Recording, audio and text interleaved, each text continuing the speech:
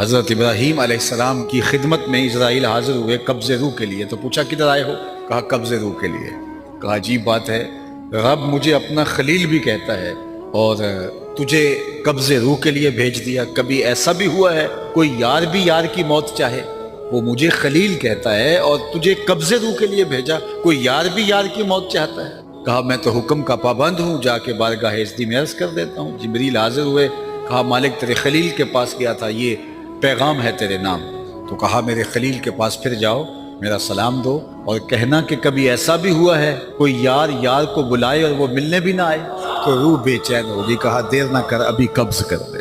तो फिर मौत भयानक नहीं होती, मौत तोहफा बन जाती है। और शेख सादी शिराजी ने तो यहाँ कमाल कर दी। कहा जब दुनिया पे तू आया था तो तू रोता था, ये हंसते थे।